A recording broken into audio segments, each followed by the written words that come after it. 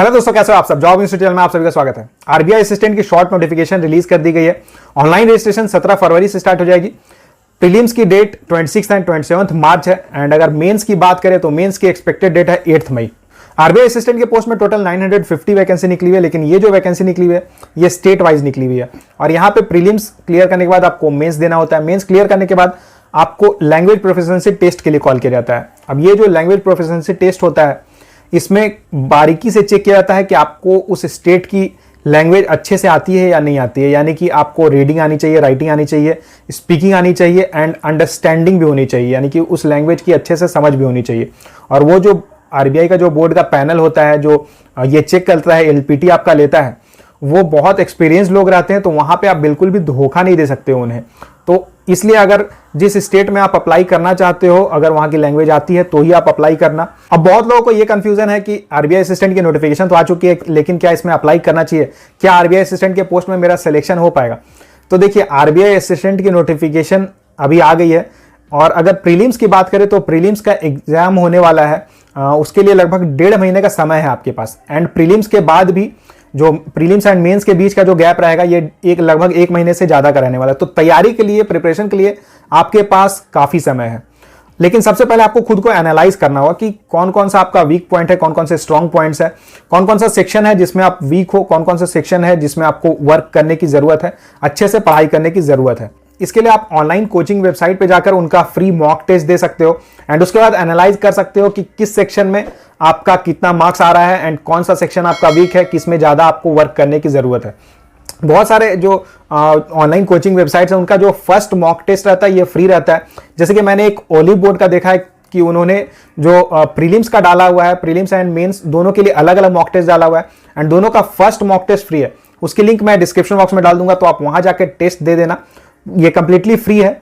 और यहां पे सबसे पहले आपका जो भी मार्क्स आएगा वो मुझे आप कमेंट करके बताना कि प्रीलिम्स का आपने मॉक टेस्ट दिया तो आपका कितना मार्क्स आया, मेंस का आपने मॉक टेस्ट दिया तो कितना मार्क्स आया, एंड सेक्शन वाइज भी आप बताना, ताकि फिर मैं आपको बता सकूं कि किस फील्ड में, जैसे कौन से सेक्शन में आप वीक हो तो उसमें आपको क्या क्या वर्क करने की जरूरत है, क्या स्ट्रैटेजी अपनाने की जरूरत है, ताकि आप आरबीआई असिस्टेंट के एग्जाम को क्लियर कर सको। अब बात करते हैं कि भाई आरबीआई असिस्टेंट की चलो नोटिफिकेशन आ गई, लेकिन आरबीआई असिस्टेंट के लिए क्यों अप्लाई करना चाहिए। तो देखिए, अभी जो वेज रिवीजन आया है उसके बाद से सैलरी बहुत अच्छी हो चुकी है। अब नाम बस असिस्टेंट का रह गया है, लेकिन आप समझ लो कि जो सैलरी मिल रही है ना, ये ऑफिसर लेवल वाली सैलरी आपको मिल रही है। अगर एनुअल सीटीसी की बात करूं, सारे अगर बेनिफिट्स वगैरह ऐड कर दूं, फैसिलिटी वगैरह ऐड कर दूं, तो आपकी एनुअल सीटीसी बनेगी आरबीआई असिस्टेंट के पोस्ट के लिए 10 to 12 लाख की। इसके बाद अगर मैं सारी चीजों के बारे में बात करूं तो सैलरी यहां पे आपको बहुत अच्छी मिलती है। सैलरी के अलावा आपको बहुत सारे अलाउंसेस मिलते हैं, पेट्रोल अलाउंस मिलता है, फर्नीचर अलाउंस मिलता है, बहुत सारे अलाउंसेस आपको मिलते हैं, मेडिकल फैसिलिटीज वगैरह काफी अच्छी मिलती है। इसके बाद अगर बात करें बेनिफिट्स की, तो यहाँ आपको क्वार्टर्स मिल जाते हैं आरबीआई के, जो कि बहुत अच्छे वेल मेंटेन क्वार्टर्स रहते हैं, बहुत अच्छे लोकेशन में रहते हैं, सोसाइटी बहुत अच्छी रहती है।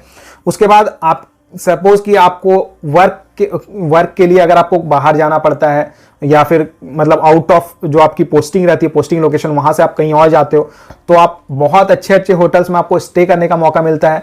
पर डे का आपका जो ट्रैवलिंग अलाउंस बनता है या जो आपका डेली अलाउंस बनता है, टीए ये काफी अच्छा अमाउंट बन जाता है। इसके बाद अगर फ्यूचर स्कोप की बात करें, देखिए यहां सबसे बड़ी बात होती है कि जब आप आरबीआई असिस्टेंट के पोस्ट में ज्वाइन करते हो, उसके बाद लगभग 3 to 4 ईयर्स में आपकी प्रमोशन हो जाती है एंड उसके बाद आप बन जाओगे RBI grade A officer, and इसके 3 to 4 ईयर्स के बाद आप आरबीआई ग्रेड बी ऑफिसर बन जाओगे। तो बहुत लोगों को ये डर लगता है कि जैसे दूसरे बैंक वगैरह में ज्वाइन करते हैं, किसी पब्लिक सेक्टर बैंक में ज्वाइन करते हैं, तो उनको डर लगता है कि यार पीओ के पोस्ट में मैंने ज्वाइन कर लिया, लेकिन इसके बाद प्रमोशन के क्या स्कोप है, कितना साल लगेगा, 3 साल लगेगा, 4 साल लगेगा, 5 साल लगेगा, किस पोस्ट तक मैं जा सकता हूं।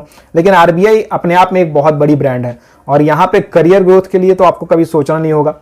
और अगर आरबीआई ग्रेड बी की बात करें, जैसे कि मैंने बताया कि 6-7 साल 8 साल के बाद आप आरबीआई ग्रेड बी के पोस्ट में पहुंच जाओगे, तो ये एक ऐसी पोस्ट है जिसके लिए यूपीएससी के लिए जो तैयारी कर रहे होते हैं कैंडिडेट्स, वो आरबीआई ग्रेड बी का फॉर्म भरते हैं।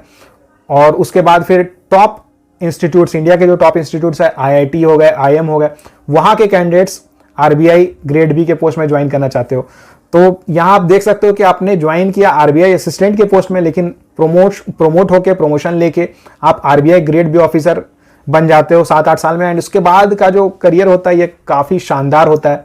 अगर बात करें कि वर्क लाइफ बैलेंस कैसा होता है, क्योंकि देखिए सबसे बड़ी बात क्या होती है ना, लोगों को ये लगता है कि भाई सैलरी आ रही है, बहुत अच्छी बात है, सैलरी तो आ रही है, लेकिन कई बार ऐसा होता है, कई जॉब में आप जाते हो जहां पे सैलरी आपको बहुत अच्छी मिलती है, 70,000, 80,000, 90,000 आपकी मंथली सैलरी रहेगी, लेकिन यार सुकून नहीं रहता लाइफ में। एक टाइम के बाद ना ये जो पैसा होता है आपको पर मंथ दिखेगा कि 70,000, 80,000 आ रहा है, लेकिन लाइफ में अगर सुकून नहीं है, चैन नहीं है, तो फिर कोई मतलब नहीं होता है पैसे का। और यहाँ आरबीआई एक ऐसी इंस्टीट्यूट है, ऐसी ऑर्गेनाइजेशन है जहां आपको बहुत जो आपकी जो बोला जाता है ना हैप्पीनेस इंडेक्स, आपकी लाइफ काफ़ी अच्छी रहती है, वर्क लाइफ बैलेंस बहुत अच्छा रहता है। देखिए 9 to 5 की आपकी जॉब रहेगी, मंडे टू फ्राइडे ऑफिस रहेगी, 8 आवर्स की ड्यूटी रहेगी, सैटरडे संडे ऑफ रहता है। जितने भी पब्लिक हॉलीडेज रहते हैं सब में आपको छुट्टी मिलेगी, यानी कि होली, दिवाली, दशहरा सब में आप अपनी परिवार के साथ रहोगे।